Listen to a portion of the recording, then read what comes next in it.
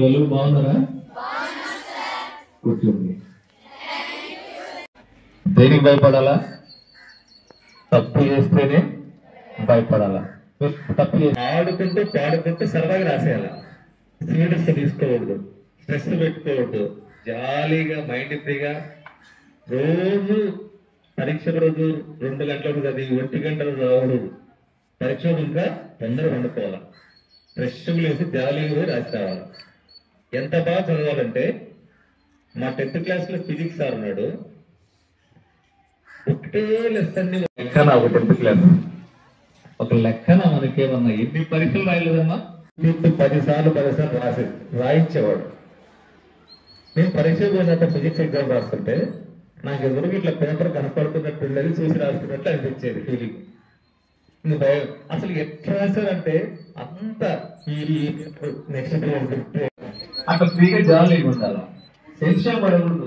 Tension పడితే స్కూల్కి వస్తా మర్చిపోతాం. 20 బిట్టుకు రాయాలా? మార్చి 15 వస్తుంది, 15 వస్తుంది, ఇంకా 10 రోజులు ఉంది, 10 రోజులు 20 బిట్టుకు రాస్తాను. అట్లా అవలీలు రాసి రావాలా. ఎప్పుడు చెప్తారు రాసి నా టాలెంట్ చూపించాలా, తొందర రిజల్ట్ బయటకు రావాలా, పేపర్ నా ఫోటో రావాలని టాలెంట్ ఉండాలా, ఆ ధైర్యం ఉండాలా. అప్పుడేమైంది? పరీక్ష అంటే భయమే ఉండదు. అర్థమవుతుందా? 10th క్లాస్ పిల్లలు సిలబస్ అయిపోయింది కదా, మీకంతా ఎగ్జామ్ పెట్టాను కదా, రాస్తూనే ఉన్నారు, చదువుతూనే ఉన్నారు. ఇంకా భయం అనేది ఉండకూడదు. ఏదైనా మీకు ఒక మైండ్ లో ఫిక్స్ చేసుకోవాలి. నేనేం చదవాలి, నేనేం కావాలి. ఆ వాల్యూలు అంటే ఏమంటాం? గట్టి చెప్పాలా? చూడు అంటావు. అట్లాగే పాప నువ్వేమైతే ఆ ఏదో ఆ టార్గెట్ పెట్టేంత వరకు పెట్టుకున్న తర్వాత దాన్ని రీచ్ అయ్యేంత వరకు నిద్రపోకూడదు. ఆ పిచ్చి పట్టాలా, నేను డాక్టర్ గారిని పిచ్చి పట్టాలా, నేను చదవాలని పిచ్చి పట్టాలా. ఆ గోల్ రీచ్ అయ్యేంత వరకు మనం ఆగకూడదు. దేనికైనా కష్టాలు వచ్చినా, నోట్బుక్ కొనుక్కోనికి డబ్బులు లేకపోయినా, టెక్స్ట్ బుక్ కొనుక్కోవడానికి డబ్బులు లేకపోయినా, మీరు గవర్నమెంట్ అందిస్తుంది అనుకోండి, పరిస్థితులు ఏమైనా మీ గోల్ మాత్రం ఎట్టి పరిస్థితులు మారవు. తెలుసా? అప్పుడు సక్సెస్ అవుతాం. ఆ పిల్లడికి చిన్నప్పుడే వాళ్ళ నాన్నకు ఆరోగ్యం బాగాలేదంట. వాళ్ళకు 3 చెల్లెలు ఉన్నారంట. వాళ్ళ నాన్న చిన్నప్పుడు బాగలేదు కాబట్టి కొన్నాడంట. అమ్ముకొని ఆ వచ్చే 21 రూపాయలతో కావాల్సిన notebook, pencils, erasers, text books అన్ని కొనుక్కునేవంట. ఆ పిల్లలకి హాలిడేస్ వచ్చినట్టు ఏం చేసేవాడంట, ఏం చేయాలని చెప్పి ఇంటికాడ పాలు పోస్తారు. అక్కడ ఒకరు వాళ్ళ దగ్గర అడిగినారంట, అంకుల్ నేను కూడా పాలు పోస్తా, హాలిడేస్ ఒక 1 నెల రోజులు సెలవులు ఉన్నాయి, డబ్బులు ఇస్తావు అంకుల్ అంటే, పోస్తా అంటే 4 గిన్నెలకు ఇచ్చాడు. ఈ చేత 2 క్యాన్లు, ఈ చేత 2 క్యాన్లు పట్టుకొని ఆ అబ్బాయి ఆ ఎండాకాలం హాలిడేస్ లో పోస్తే 30 రూపాయలు ఇచ్చినాయంట. ఆ 30 రూపాయలు తీసుకొని ఆ పిల్లడు మళ్ళీ హాస్టల్కి వెళ్ళి చదువుకోడు. 7th క్లాస్ అవుతుంటే హాస్టల్లో ఇంట్లో కష్టాలు ఎక్కువైంది. ఏపీఆర్ స్కూల్ ఎగ్జామ్ రాసి హాస్టల్లో అయిపోతే జాయిన్ అయ్యారు.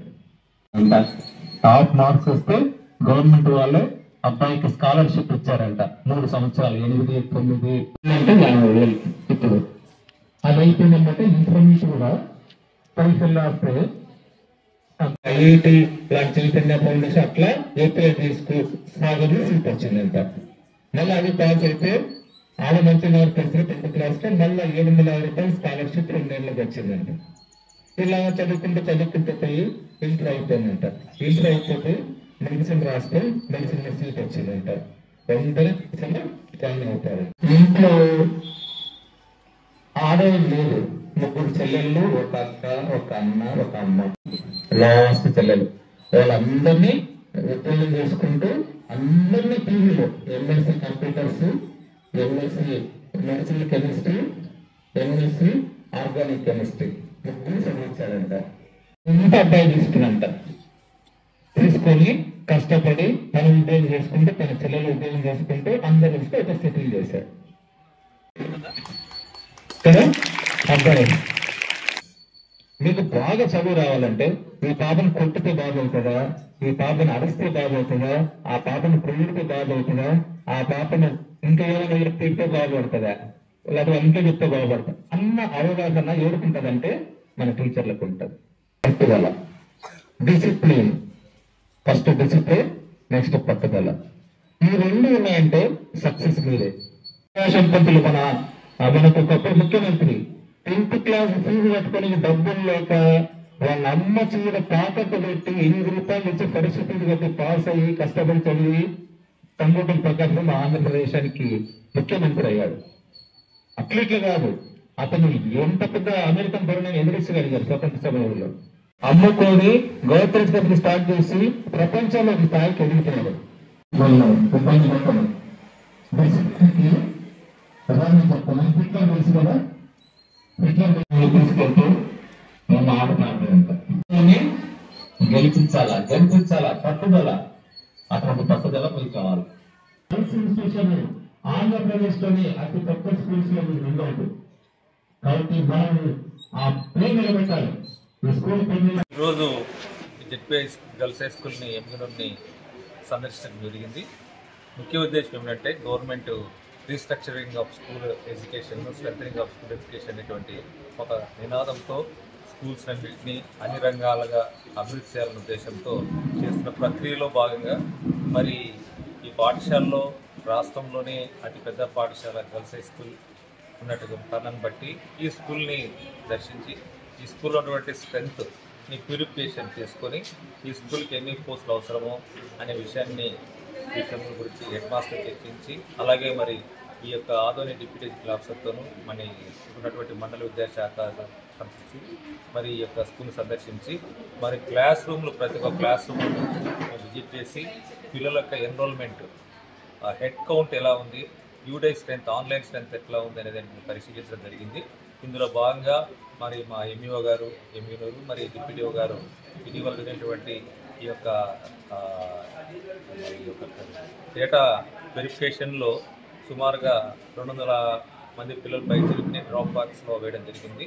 అలాగే ఇంకా ఏమైనా ఉందా అని అడిగినప్పుడు ఈ డేటా అంతా ప్యూరిఫైడ్గా ఉంది కాబట్టి ఈ యొక్క దీన్ని బట్టి రీస్ట్రక్చరింగ్ చేస్తున్నాం. ఇలాగ రాష్ట్రంలో 130, మన జిల్లాలో 137 క్లస్టర్స్ని గవర్నమెంట్ వారు కొత్తగా శాంక్షన్ చేశారు. ఇందులో భాగంగా ఇటీవల ఎక్సర్సైజ్ జరిగింది, కమిషనర్ గారు రావడం జరిగింది. కాబట్టి రాబోయే విద్యా సంవత్సరానికి ప్రతి స్కూల్లో టీచర్ ఉండే విధంగా, ప్రతి పంచాయతీ ఒక మోడల్ స్కూల్ అంటే ఏ విధంగా అంటే 5 క్లాసులు ఉంటాయి, 5 టీచర్ ఉండేటట్లుగా ఆ విధంగా ప్రతి క్లాస్కు టీచర్ ఉండే విధంగా పిల్లలందరికీ నాణ్యమైన విద్యను అందించటకు 1:25 రేషియోలో పిల్లలకు మరి టీచర్లకు రేషియో ఉండేటట్టు తీసుకొని విద్యా వ్యవస్థను మరింత పురోగతి తీసుకెళ్లాలనే ఉద్దేశంతో ఈ ఎక్సర్సైజ్ చేస్తున్నాం. ఇందులో భాగంగా ఈరోజు స్కూల్ సందర్శించడం జరిగింది. Thank you. శామ్యూల్ పాల్, జిల్లా విద్యాశాఖ అధికారి, కర్నూలు.